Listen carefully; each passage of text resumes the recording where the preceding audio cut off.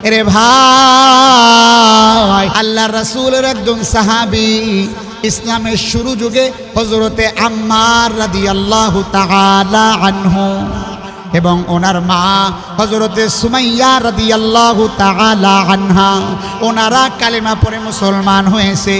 মক্কার কুরাইশরা যারাই মুসলমান হয় তাদেরকেই আক্রমণ করে, যারাই মুসলমান হয় তাদেরকেই আঘাত করে, যারাই মুসলমান হয় তাদেরকেই নির্যাতন করে। রে ভাই, আবু জাহেলের কানের মধ্যে খবর চলে গেল হযরতে আম্মার রাদিয়াল্লাহু তাআলা আনহু এবং তার মা হযরতে সুমাইয়া রাদিয়াল্লাহু তাআলা আনহা, ওনারা কালেমা পড়ে মুসলমান হয়ে গেছে। আবু জাহেল তাকে দেখি হযরতে আম্মার এবং হযরতে সুমাইয়া রাস্তা দিয়া কোথায় যেন যাইতেছে, দলবল নিয়ে তাদেরকে পাকড়াও করলেন। বললেন, আম্মার, শুনেছি তুমি নাকি মুহাম্মাদের ধর্ম অবলম্বন করেছ, শুনেছি তুমি নাকি কালেমা পড়ে মুসলমান হয়েছ। আম্মার বলো, কথাটা কি সত্য নাকি মিথ্যা? হযরতে আম্মার রাদিয়াল্লাহু আনহু বলেন, কথা সত্য। আবু জাহেল বলে, এক্ষুনি কালেমা ছেড়ে দাও, না হলে এমন নির্যাতন করব, এমন করুণ এবং কঠিন দৃশ্য তোমাকে দেখাবো যেটা ইতিপূর্বে তুমি কোনোদিন দেখতে পাও নাই। হযরতে আম্মার রাদিয়াল্লাহু তাআলা আনহু এবং তার মা হযরতে সুমাইয়া রাদিয়াল্লাহু আনহা, তারা তৎক্ষণাৎ বলে ফেলল, আমাদের জীবন থাকতে আমরা কালেমা ত্যাগ করব না। সুবহানাল্লাহ। আরো দলবল নিয়া, লোকজন নিয়া বড় একটা কাঠখণ্ডের মধ্যে হযরতে আম্মার এবং হযরতে সুমাইয়া রাদিয়াল্লাহু আনহার হাত দুইটা বেঁধে ফেললেন, পা দুইটা বেঁধে ফেললেন। বললেন, কালেমা সারবি নাকি নির্যাতন করা শুরু করে দেব? আম্মার বলে, না, কালেমা আমি সারব না। হযরতে আম্মারকে মারা শুরু করে দিল। মা সুমাইয়া বলতেছে, বাবা গো, যতই নির্যাতন করুক না কেন বাবা, এক বিন্দু দেহে প্রাণ থাকতে একটা বারের জন্য আবু জাহেলের কথা মেনে নিবে না। আবু জাহেল বারে বারে বারে বারে বারে বারে বলতে বলতে দেখে কোনো কথায় কাজ হবে না। এরপরে তার মাকে আঘাত করা শুরু করে দিল। তার মার মুখ রক্তাক্ত হয়ে গেল। তারপরেও বলতেছে, বাবা কালেমা সারবানা, কালেমা সারবানা। এরে ভাই, কি নিদারুণ কষ্টের কথা তোমাদেরকে বলবো। এরপরে আবু জাহেল বলে, আম্মার কালেমা যদি না সারাও, সবার সামনে, তোর সামনে তোর মাকে বস্ত্রহীন করে ফেলব, তোর মাকে বিবস্ত্র করে ফেলব, তোর মাকে উলঙ্গ করে ফেলব। আম্মার কথা বলে না, আল্লাহকে মনে মনে ডাকে। আম্মার রাদিয়াল্লাহু আনহু মাথাটা নিচা করে দিলেন। সব কাফেরের সামনে হযরতে আম্মার রাদিয়াল্লাহু আনহু তার মা হযরতে সুমাইয়া রাদিয়াল্লাহু আনহার কাপড়গুলো খুলে সন্তানের সামনে মাকে একেবারে বিবস্ত্র করে ফেললেন। নাউযুবিল্লাহ। এরে ভাই, কেমন করে বুঝাই, কি নিদারুণ ভয়ঙ্কর সেই দৃশ্য। হযরতে আম্মার রাদিয়াল্লাহু আনহু মনে মনে বলে, আল্লাহ গো, আমার জন্য জমিনটা একটু ফাঁক করে দাও। আল্লাহ, এর চাইতে কঠিন মুহূর্ত মনে হয় আর আসবে না। হযরতে আম্মার রাদিয়াল্লাহু তাআলা আনহু মাথাটা নিচের দিকে নোয়ায় ফেললেন। আবু জাহেল কত খারাপ, কত নিষ্ঠুর, কত বেঈমান। আবু জাহেল হযরতে আম্মারের চেহারাকে এমন জায়গায় দাঁড় করালেন যাতে করে তার মায়ের বস্ত্রহীন শরীরটা দেখতে পাওয়া যায়। আম্মার মাথা উঠায় না। এ অবস্থায় হযরতে সুমাইয়া রাদিয়াল্লাহু আনহা আম্মারকে ডেকে বলে, বাবা গো, ও বাবা, যা কিছু হয়ে যাক না কেন, আমার যা কিছু হয়ে যাক না কেন, এক মুহূর্তের জন্য, এক বিন্দুর জন্য কালেমা ত্যাগ করবা না গো বাবা। আবু জাহেল দেখলো কোনোভাবেই সম্ভব নয়। ইসলামের প্রথম শহীদ হযরতে সুমাইয়া রাদিয়াল্লাহু আনহা, তাকে চিৎ করে শোয়ায়া আবু জাহেল বেঈমান আবু জাহেল নাফরমান, আবু জাহেল কুলাঙ্গার হযরতে সুমাইয়া রাদিয়াল্লাহু তাআলা আনহা ওনার লজ্জাস্থানে বর্ষা দিয়া আঘাত কইরা কইরা কইরা কইরা রক্তাক্ত বানায় ফেলছে। রাস্তাঘাট একেবারে রক্তে রঞ্জিত হয়ে গেছে। হযরতে সুমাইয়া হুশে আসেন, আবার বেহুশে চলে যায়, আবার হুশে আসেন, আবার বেহুশ হয়ে যায়। এরে ভাই, এই অবস্থায় থেকেও যখন একটু সময়ের জন্য হুশে আসেন, হযরতে সুমাইয়া বলে, বাবা আম্মা, আমি মনে হয় দুনিয়ায় বেশিক্ষণ বাঁচবো না। বাবা গ, আমার বড় পিপাসা লেগেছে, পিপাসায় ছাতিটা ফেটে যাচ্ছে। কিন্তু আবু জাহেল তখনও পানি দেয় না। এই অবস্থায় হযরতে সুমাইয়া রাদিয়াল্লাহু আনহা বলে, বাবা গ, আমি বিদায় নিতেছি বাবা, তুমি ভালো থাইকো, সুস্থ থাইকো। তারপর আবু জাহেলের নিদারুণ কোনো কষ্টে কালেমা ত্যাগ করবা না। সুবহানাল্লাহ। আল্লাহর রাসূল আগমনের আগে বাইতুল্লাহকে আল্লাহ তাআলা দামি বানিয়েছিলেন। আল্লাহর রাসূল আগমনের আগে থেকেই বাইতুল্লাহকে আল্লাহ তাআলা সম্মানিত করেছিলেন। এই সম্মানিত করার কারণে আব্রাহা নামক এক বাদশা ছিল, যেই বাদশার মনের মধ্যে খারাপ লাগা আরম্ভ করে দিল। ওই বাদশা চিন্তা করল, দলে দলে মানুষ মক্কায় কিল্লিগা ছুটা যায়। এই চিন্তা ভাবনা করে আব্রাহা তার রাজ্যে আবার বিশাল একটা ঘর নির্মাণ করল, যে ঘরের মধ্যে অনেক দামি দামি স্বর্ণ মুদ্রা দিয়া, বর্ণনায় এসেছে বহু বছর লাগাইয়া এই ঘরটাকে নির্মাণ করল। এখন ঘর তো নির্মাণ করলেই হবে না, কারণ আব্রাহার চিন্তা হলো বাইতুল্লাহকে ধ্বংস করার মাধ্যমে অথবা বাইতুল্লাহকে তার সৌন্দর্য মণ্ডিত ঘরের মাধ্যমে মানুষজন কাবা ঘর ছেড়ে আব্রাহার ঘরের দিকে ছুটে চলে আসবে। এতে আব্রাহার দেশেরও দাম বাড়বে, সুনাম বাড়বে, আব্রাহার নিজেরও ভালো লাগবে। কিন্তু না, ঘর বানালেই তো হবে না, আল্লাহ তাআলা তো কবুল করবেন না। এই চিন্তা ভাবনা করার পরে আব্রাহা দেখল তার এই ঘরে কেউ তাওয়াফ করতে যায় না, তার এই ঘরে কেউ জিয়ারত করতে যায় না। আব্রাহার মাথা গরম হয়ে গেল। আব্রাহা বিশাল বিশাল বিশাল হস্তি বাহিনী নিয়ে চলা আরম্ভ করে দিল। আল্লাহ পাকের কুদরতি বাইতুল্লাহকে ধ্বংস করে দিবে, বলেন না নাউযুবিল্লাহ। এই চিন্তা করে আব্রাহা হস্তি বাহিনী নিয়া বিশাল হাতির পাল নিয়া বাইতুল্লাহ কাবা ধ্বংস করার জন্য রওনা হয়ে গেল। পথিমধ্যে যাওয়ার পরে বাইতুল্লাহর আগেই একটা জায়গায় এসে অবস্থান করল। আব্দুল মুত্তালিব আল্লাহর রাসূলের দাদা ছিলেন, ওনার কানে খবর চলে আসলো আব্রাহা বিশাল বিশাল হস্তি বাহিনী নিয়া বাইতুল্লাহ কাবাকে ধ্বংস করার জন্য আসছে। নাউযুবিল্লাহ। আব্রাহার হস্তি বাহিনী বিশাল বিশাল বিশাল বাহিনী ছিল। তারা হঠাৎ করে দেখতে পেল মক্কার কুরাইশ এবং মক্কার লোকদের বিশাল উটের বাহিনী দেখা যায়, মক্কার লোকদের বিশাল কাফেলা বেড়া বকরি দুম্বা দেখা যায়। তারা সব কিছু লুট করে ফেলল। তারা সবাই জবাই করে খাবে, হাতিকে খাওয়াবে। আব্দুল মুত্তালিবের মাথার মধ্যে টেনশন চেপে গেল। সবাই চলে আসলো আব্দুল মুত্তালিবের কাছে, কারণ আব্দুল মুত্তালিবকে আল্লাহ তাআলা সম্মানিত করেছিলেন, বনি হাশিমকে আল্লাহ তাআলা কুরাইশদের মধ্যে সম্মানিত করেছিলেন। সবাই বলল আব্রাহার হস্তি বাহিনী ধ্বংস করার জন্য আসছে। আব্দুল মুত্তালিব, আপনি একটু আব্রাহার কাছ থেকে আমাদের বেড়া বকরি দুম্বাগুলোকে হেফাজত করে নিয়ে আসেন। আব্দুল মুত্তালিব আব্রাহার কাছে গিয়া বলল, আব্রাহার কাছে যাওয়ার পরে আব্রাহা দেখার পরেই আব্রাহা বুঝে ফেলল মনে হয় হয়তো বা আব্দুল মুত্তালিব সিলিন্ডার করে ফেলবে।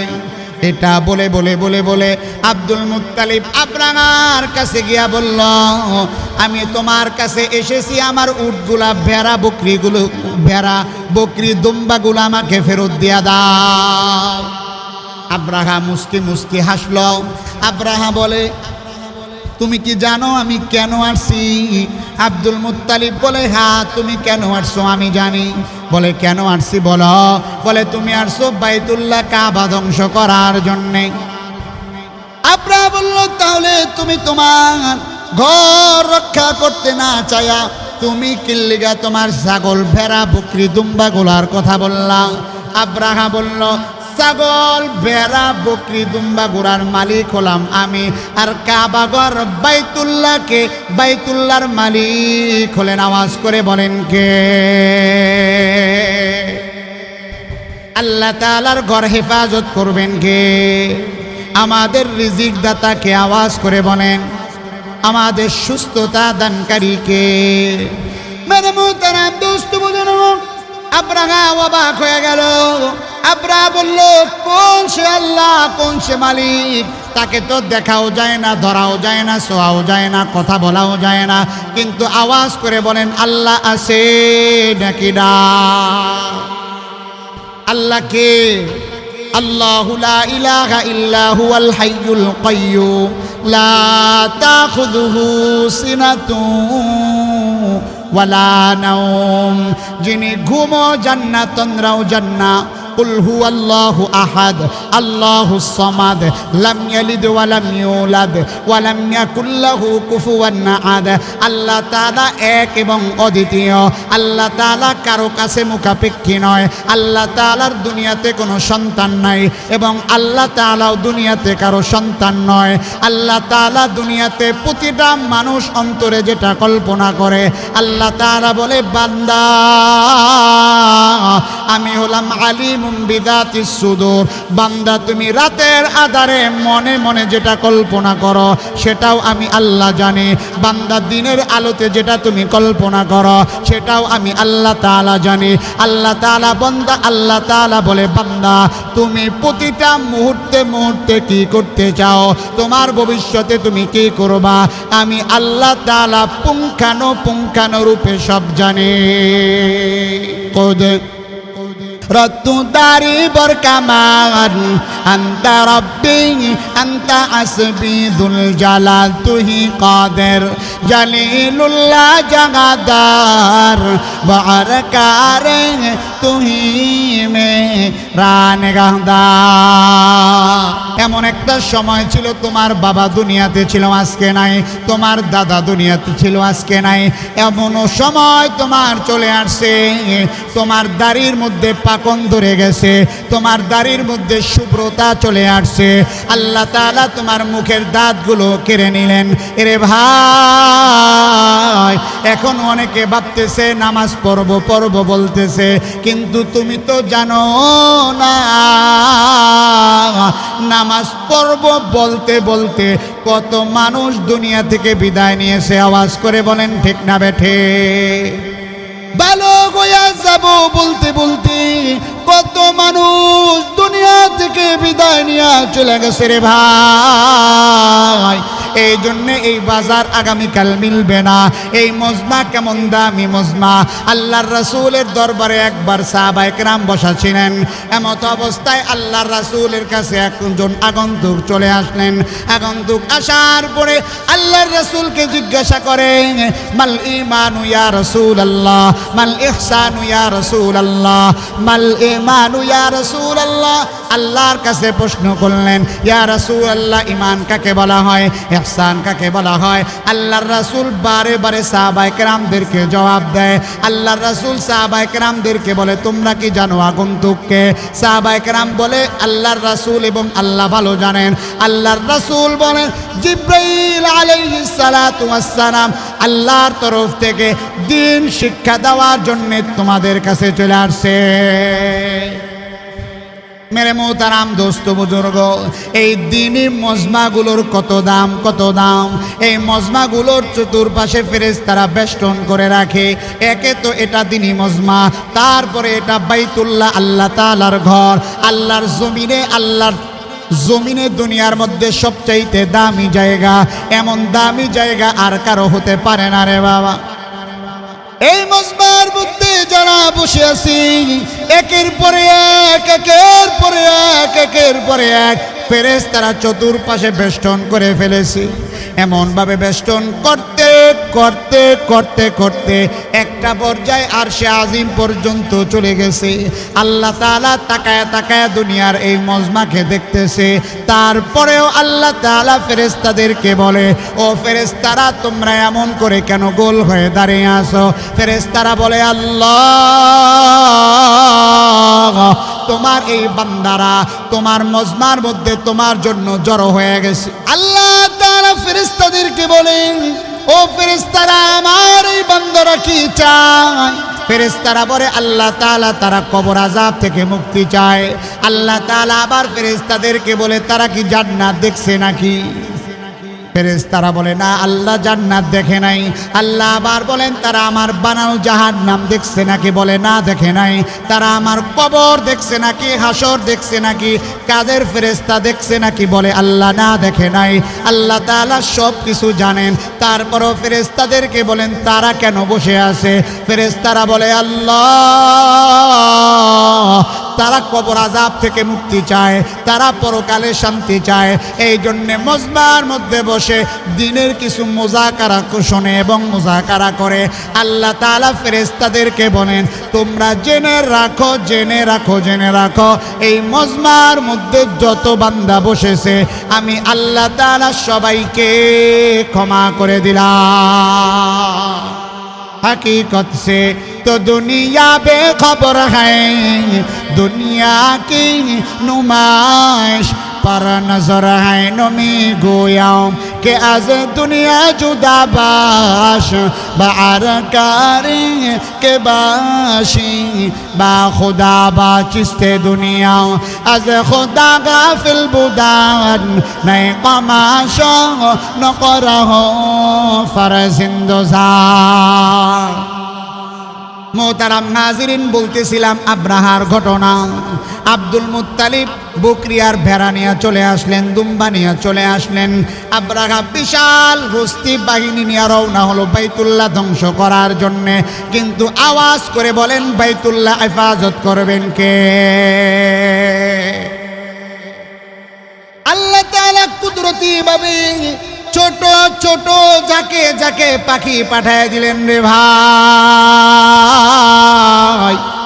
প্রত্যেকটা পাখির মুখের মধ্যে ছোট ছোট পাথর কণা আছে। এই পাথর কণাগুলো পাখি মাথার উপর থেকে হস্তি বাহিনীর উপরে একটা একটা করে ছেড়ে দিল। যেই না মাত্র ছেড়ে দিল, অমনি হস্তি বাহিনীর জায়গায় একেবারে পড়ে গেল। সুবহানাল্লাহ। মোহতারাম নাজিরিন, এখানেই কিন্তু নয়, আল্লাহর রাসূলের কিছুদিন পরে দুনিয়াতে আগমন করলেন। আল্লাহর রাসূলের আগমনের ঘটনা লম্বা ঘটনা, মিলাদুন নবীর ঘটনা লম্বা ঘটনা। এরে ভাই, আমি সংক্ষিপ্ত আকারে আপনাদের সামনে পেশ করতেছি।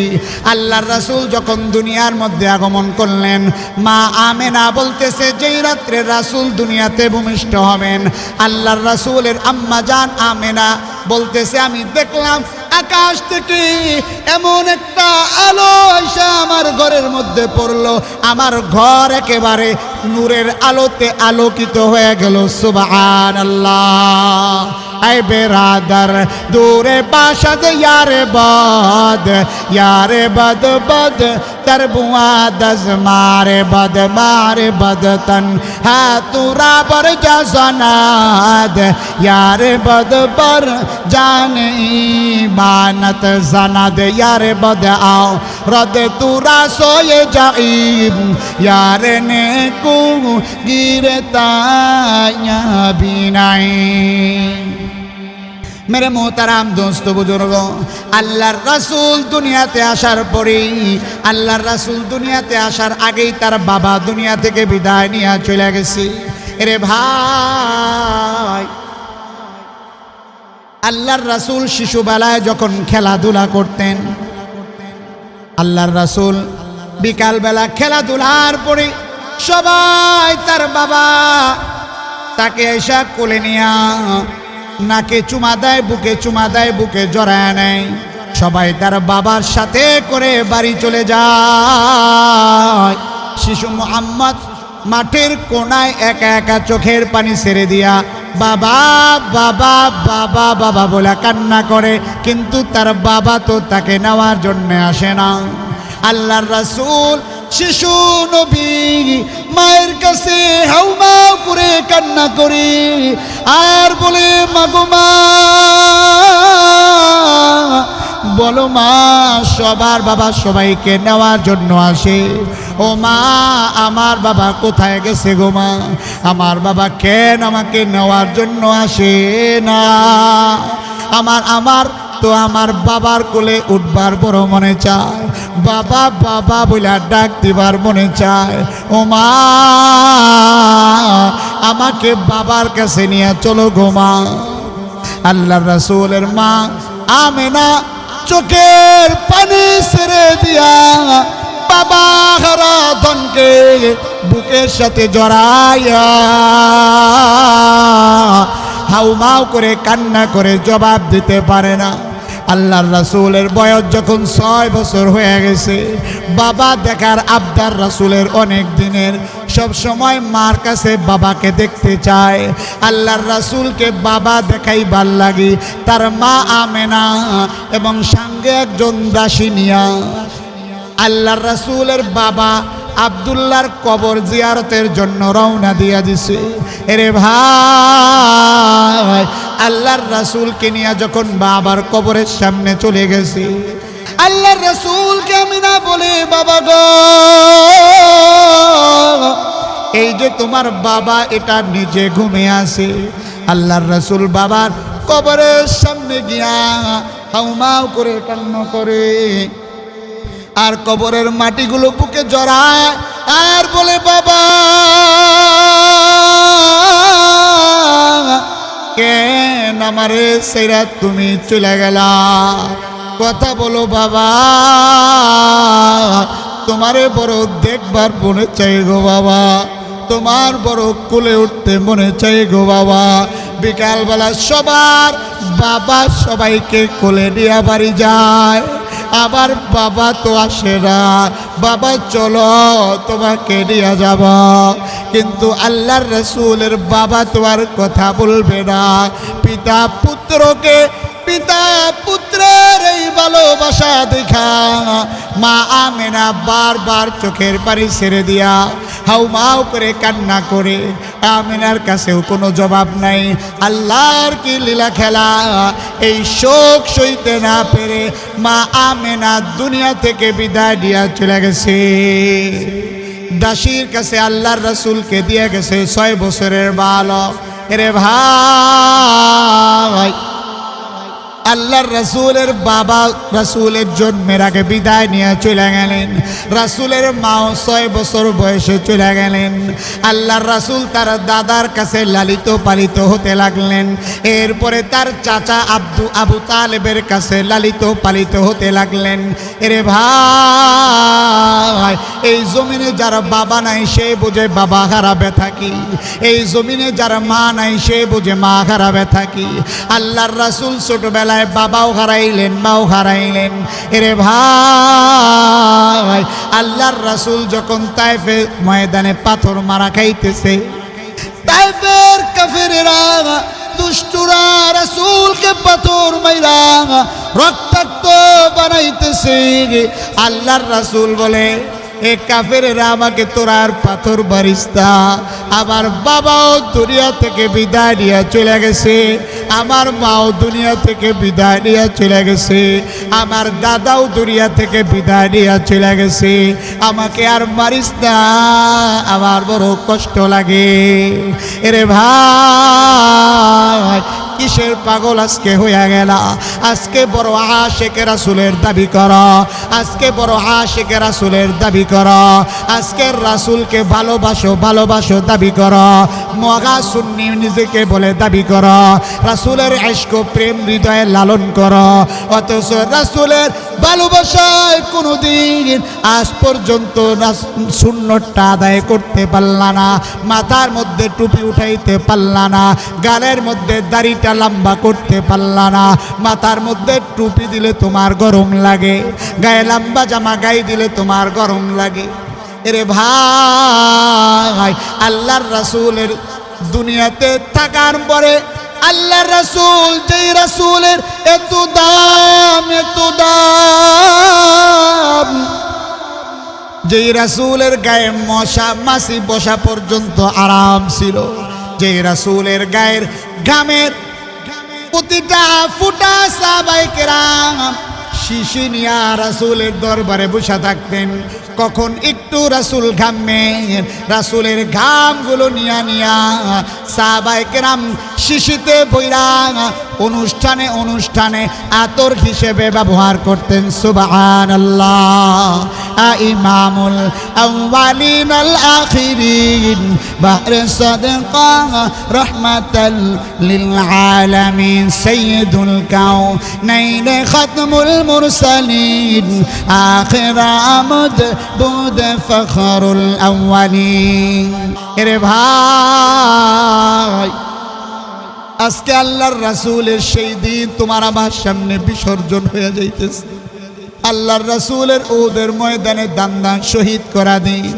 হযরতে হাজারো হাজারো হাজারো সাহাবী তাদের জীবনের মোকাবেলায় যেই কলেমা তোমার আমার কাছে চলে আসছে, আজকে মসজিদের মাইকে আজান হইয়া যায়, তুমি বান্দা মসজিদের পাশ থেকে হাইটা যাও, কিন্তু মসজিদের নামাজের জন্য আসো না, অথচ নিজেকে মুসলমান দাবি করো।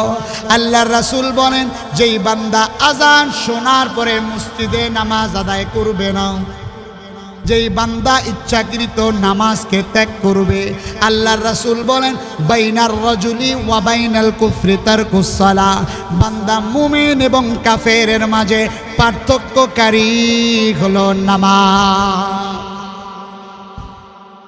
আজকে বান্দা রাসূলের ইশক হৃদয়ে লালন করো, রাসূলের ভালোবাসা হৃদয়ে লালন করো, নিজেকে আশিকে রাসূল সুন্নি বলে দাবি করো।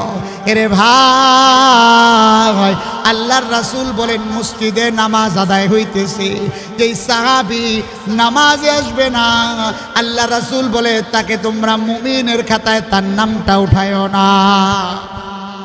এই জন্যে খারাপ লাগতেছে, রাসূলের জামানায় যারা মুনাফিক ছিল, কি ছিল ভাই, যারা মুনাফিক ছিল তারাও মসজিদে এসে জামাতের সাথে নামাজ আদায় করত। এই জন্যে না জানি আবার নামাজ না পড়লে পরে আবার আমি যে মুনাফিক এটা বুঝা। মেরে মোহতারাম দোস্ত বুজুর্গ, রাসূলের পুরা জীবনীটাই আমাদের সামনে অনুসরণীয় অনুকরণীয়। আম্মা জান আয়েশা রাদিয়াল্লাহু তাআলা আনহা, ওনার কাছে কিছু সাহাবায়ে কেরাম চলে আসলেন, আয়েশা বললেন রাসূলের জীবনের সম্পর্কে আলোচনা করেন।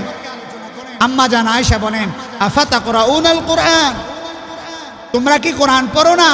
সাহাবায়ে কেরাম বললেন ক্বালু বালা, হ্যাঁ আমরা তো অবশ্যই কোরআন পড়ি। আম্মা জান আয়েশা বলে কানা খুলুকুল কুরআন, আল্লাহর রাসূলের আদর্শই হলো কোরআন। সুবহানাল্লাহ। মেরে মোহতারাম দোস্ত বুজুর্গ, এই জন্য রবিউল আউয়াল মাস, এই মাসেই রাসূলের আগমন হয়েছে। রবিউল আউয়াল মাস, এই মাসেই রাসূল দুনিয়া থেকে বিদায় নিয়ে চলে গেছে। মোহতারাম হাজিরিন, আল্লাহ রাসূল বলেন আমি সোমবার দিন রোজা রাখি এই কারণে যে সোমবার দিন আল্লাহ তাআলা আমাকে দুনিয়াতে পাঠিয়েছেন। সুবহানাল্লাহ। এই জন্যে মোহতারাম হাজিরিন, রাসূলের মহব্বতের আলোচনা খালি শুনলাম, কান সুখ করলাম, হৃদয়ে ঢুকাইলাম না, এর নাম রাসূলের আদর্শ না। রাসূলকে ভালোবাসতেন। রাসূলের চাচা আবু তালেব, রাসূল যখন দিনের দাওয়াত দেয় মক্কার কাফেররা রাসূলকে নির্মমভাবে অত্যাচার করে, অত্যাচার সইতে না পেরে দলে দলে দলে দলে দলে দলে সাহাবা কেরামদেরকে হিজরত করাইতেছে। মেরে মোহতারাম দোস্ত বুজুর্গ, লম্বা ঘটনা। আল্লাহ রাসূলকে হত্যার পরিকল্পনা করলো। রাসূলের বাবাও নাই, রাসূলের মাও নাই, রাসূলের দাদা আব্দুল মুত্তালিব সেও নাই, রাসূলের চাচা আবু তালেব জীবিত আছে। এত মোহাব্বত করত আবু তালেব, রাসূলের জন্মে খুশি হইয়া ওনার বাদী আজাদ করে দিছে খুশি হইয়া।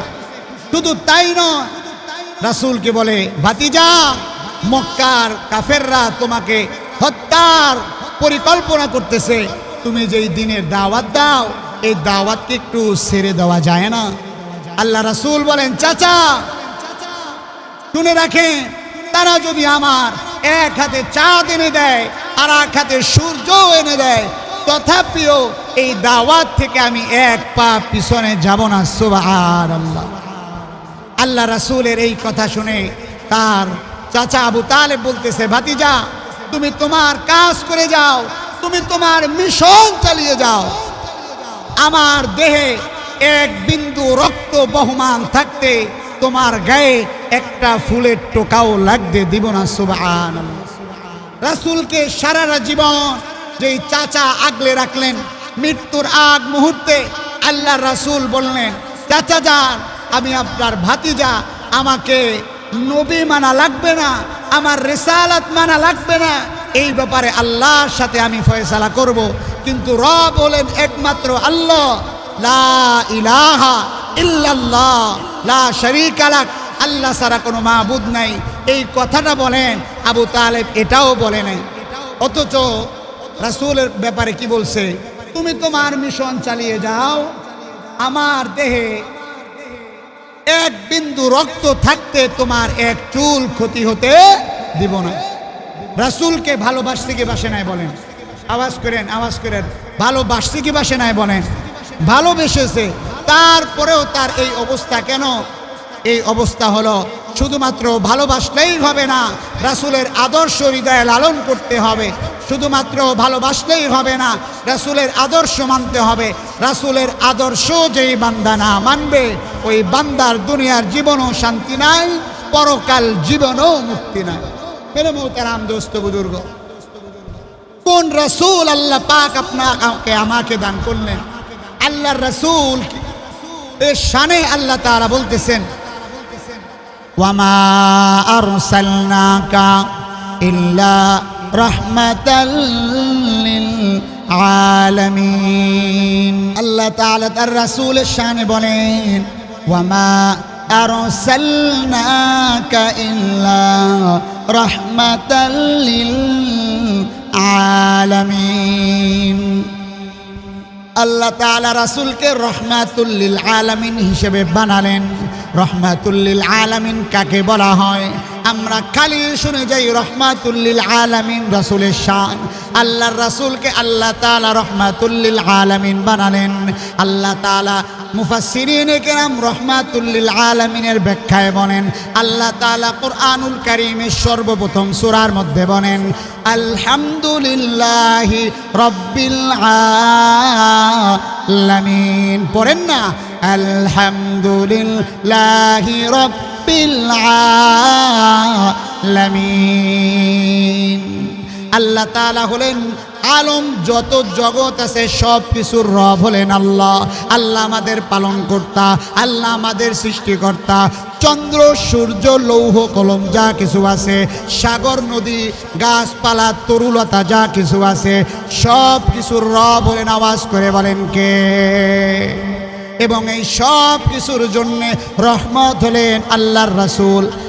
আল্লাহ তাআলা রুবুবিয়তের সিফাত নিজে লালন করলেন এবং রহমাতুল লিল আলামিনের সিফাত আল্লাহর রাসূলকে দান করলেন। আলামিন কাকে বলা হয়? মুফাসসিরিনে কেরাম ব্যাখ্যার মধ্যে বলেন, আলম মানে জগৎ, দুনিয়ার এই জগৎ এমনটা নয়, এর বাইরে আল্লাহ তাআলা অসংখ্য জগৎ তৈরি করে রেখেছেন। আলামিনের ব্যাখ্যায় বলা হয়, দুনিয়া থেকে প্রথম আসমান হলো 500 বছরের দূরত্ব। আল্লাহর রাসূল মেরাজের ঘটনার মাধ্যমে জানা যায় আল্লাহর রাসূল তার চাচাতো বোন উম্মে হানির ঘরে ঘুমন্ত তন্দ্রাচ্ছন্ন। এমত অবস্থায় জিবরাইল আমিন ছিদ্র করে ভিতরে ঢুকলেন। জিবরাইল আমিন আল্লাহর রাসূলকে আদরের সাথে জাগালেন। আল্লাহর রাসূলকে ঘুম থেকে জাগায়া ফাতিমা কাবার চত্বরের সামনে আবার নিয়ে গেলেন। এরে ভাই, এরপরে আল্লাহর রাসূলের মুখটাকে ছিদ্র করিয়া আল্লাহর রাসূলের কলিজাটাকে বের করিয়া স্বর্ণের একটা পাত্রের মধ্যে জমজমের পানি দ্বারা 3 বার দৌত করে আবার ভিতরে লাগাইয়া দিলেন। আল্লাহর রাসূলের বুকটা আবার আগের মতো হয়ে গেল। এটা এই জন্য করলেন, আল্লাহর রাসূল তো যাবেন আল্লাহ তাআলার সাক্ষাতে। আমাদের এই কারেন্টের বাল্বের তারের পাওয়ারের ভোল্টেজ হলো কম এবং বড় খাম্বার ভোল্টেজ হলো বেশি। এই ছোট তার যদি বড় খাম্বার সাথে দেওয়া হয় তাহলে এই তার জ্বলে যাবে, এই বাল্ব জ্বলে যাবে। আল্লাহ তাআলার সাথে সাক্ষাৎ করবেন আর সে আজিম লৌহ কলম দেখা সাক্ষাৎ করবেন। এই জন্য আল্লাহর রাসূলকে পাওয়ারফুল বানালেন। আল্লাহ রাসূল বলেন দুনিয়া থেকে প্রথম আসমান হলো 500 বছরের দূরত্ব। প্রথম আসমান হলো 500 বছরের মোটা। আবার প্রথম আসমান থেকে দ্বিতীয় আসমান হলো 500 বছরের দূরত্ব। দ্বিতীয় আসমান হলো 500 বছরের চওড়া। আবার তৃতীয় আসমান হলো 500 বছরের দূরত্ব। এমন করে 7 আসমানের উপরে যাওয়ার পর আল্লাহর রাসূল বলে 7 আসমানের উপরে যাওয়ার পরে আমি একটা ঘর পাইলাম, ঘর যেই ঘরের নাম হলো বাইতুল মামুর। এই বাইতুল মামুরটাকে আল্লাহ তাআলা এমনভাবে জমা করে রাখলেন, এই বাইতুল মামুরটাকে আল্লাহ তাআলা এমন জায়গায় সেট করে রাখলেন। এই বাইতুল মামুরে ঠিক মধ্যখানে যদি কোনো একটা পাথরের কঙ্কর ফেলে দেওয়া হয়, ওই পাথরের কঙ্করটা বাইতুল মামুরের ঠিক মধ্যখান দিয়া সপ্তম ষষ্ঠ পঞ্চম চতুর্থ তৃতীয় দ্বিতীয় প্রথম এরকমভাবে আসমানের মধ্যখান দিয়া ভেদ করে জমিনে বাইতুল্লাহ কাবার ছাদের মধ্যখানে এসে পড়বে। আল্লাহ রাসূল বলেন বাইতুল মামুরের উপরে অনেক উপরে অনেক উপরে অনেক অনেক অনেক উপরে যাওয়ার পরে আল্লাহর রাসূল বলে এরপরে পাওয়া যায় সিদরাতুল মুনতাহা, মাখলুক চলাফেরা সীমান্ত এলাকা। জিবরাইল আমিন তুমি যত উপরে যাও সিদরাতুল মুনতাহা পর্যন্ত ব্রেক, কারণ আসমানের যত ফেরেশতা আছে জমিনের যত ফেরেশতা আছে সবাই সিদরাতুল মুনতাহা পর্যন্ত যেতে পারে এবং আল্লাহ তাআলার আরশ কুরসি বহনকারী যে ফেরেশতা আছে তারা সিদরাতুল মুনতাহা পর্যন্ত আসতে পারে, এর নিচে আসার কোনো অনুমতি নাই।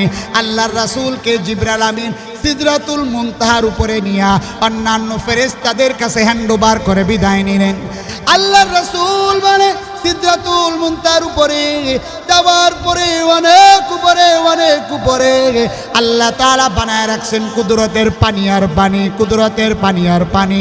অনেক উপরে যাওয়ার পরে এরপরে পাওয়া গেছে আল্লাহ তাআলার কুদরতের নূরের তৈরি আরশ বা কুরসি। আল্লাহ তাআলার কুদরতের সেই নূরের আরশটাও খালি না, পানির উপরে। এই জমিনটা যেমন প্রথম জমিন, এর নিচে আরো 6 জমিন। আল্লাহ তাআলার আরশ বহনকারী 4 জন ফেরেশতা, তাদের পা হলো 7 জমিনের নিচে। মেরে মোহতারাম দোস্ত বুজুর্গ, এত লম্বা ঘটনা, এই সব কিছুর জন্যে আল্লাহর রাসূলকে আল্লাহ তাআলা রহমাতুল লিল আলামিন বানালেন। এরে ভাই, আর আল্লাহর রাসূলের ইন্তেকালের আগেও আল্লাহর রাসূল যখন মুমূর্ষু অবস্থায় ছিলেন, হঠাৎ করে হযরতে আজরাইল আলাইহিস সালাম হযরতে জিবরাইলকে সাথে নিয়া দরজার মধ্যে ঠক ঠক ঠক ঠক করে আওয়াজ করা শুরু করে দিলেন। আল্লাহর রাসূলের মেয়ে ফাতেমা দরজা খুলে দেখলেন এমন একজন মানুষ যাকে আগে কখনো দেখে নাই। তার মাথা হলো আসমানে, পা হলো জমিনে, এক হাত মাশরিকে আর এক হাত মাগরিবে। আল্লাহর রাসূলের কাছে এসে বলে, বাবা গো, এমন একজন ব্যক্তির সাক্ষাৎ আমি পাইলাম, আপনার সাথে দেখা করার জন্য আসছে। ও বাবা, তার অবস্থা এমন এমন অবস্থা। আল্লাহর রাসূল বলে তাদেরকে আসতে দাও। আম্মা হযরতে ফাতেমা বলে, বাবা তারা কারা? আল্লাহর রাসূল বলেন একজন হলেন হযরতে জিবরাইল এবং অপরজন হলেন হযরতে আজরাইল। আজরাইলের কথা শুই না ফাতেমার মনের মধ্যে লাড়া দেওয়া শুরু করে দিল, হাউমাউ করে কান্না শুরু করে দিলেন।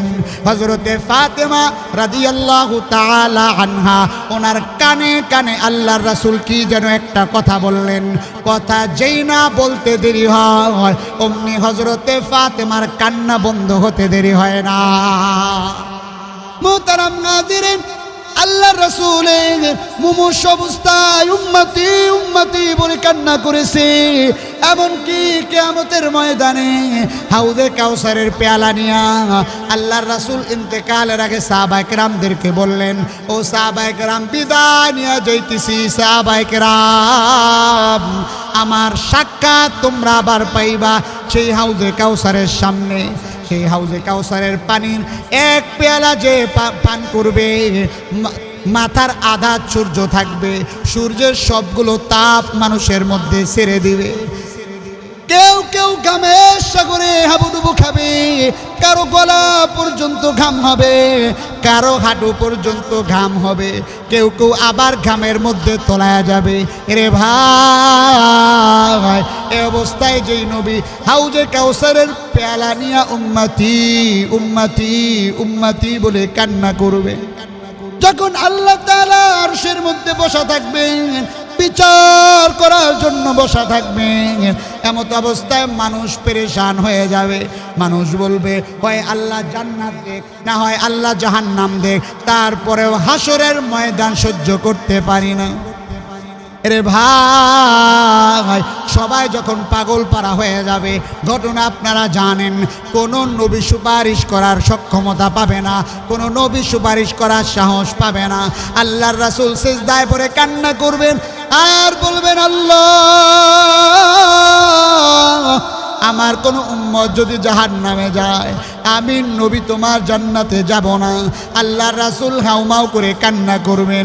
কোন উম্মত, যেই উম্মত সারা জিন্দেগি দাড়ি কামাইছে, কোন উম্মত যেই উম্মত সারা জিন্দেগি নামাজ ত্যাগ করছে, কোন উম্মত যেই উম্মত সারা জিন্দেগি ভর ইসলামের বিরুদ্ধাচারণ করেছে, কোন উম্মত যেই উম্মত নায়েবে রাসূল উলামায়ে কেরামকে ভালোবাসে নাই, ঘৃণা করেছে। আল্লাহর রাসূল বলেন, আল উলামা ওয়ারাসাতুল আম্বিয়া লা দিনার ওয়ালা দিরহামা। আল্লাহর রাসূল বলেন, উলামায়ে কেরাম নবীগণের ওয়ারিস, যারা উলামায়ে কেরামকে দেখলে মোল্লা মুন্সি বলে গালি দিয়েছে। কোন উম্মতের জন্য রাসূল কান্না করবেন? যেই উম্মত টুপিকে কটাক্ষ করেছে। কোন উম্মতের জন্য রাসূল কান্না করবেন? যেই উম্মত মাদ্রাসাকে নিয়ে ব্যঙ্গ করেছে। কোন উম্মত? যেই উম্মত দুনিয়াতে বসে আল্লাহর বিরুদ্ধাচারণ করেছে। বান্দা সপ্তাহ চলে যায়, মাস গড়িয়ে যায়, আল্লাহর দরবারে তুমি হাজিরা দিতে আসো না, রাসূলের সুন্নতের পাবন্দি তুমি করো না। সেই উম্মতের জন্য আল্লাহর রাসূল কিয়ামতের ময়দানে কান্না করবে।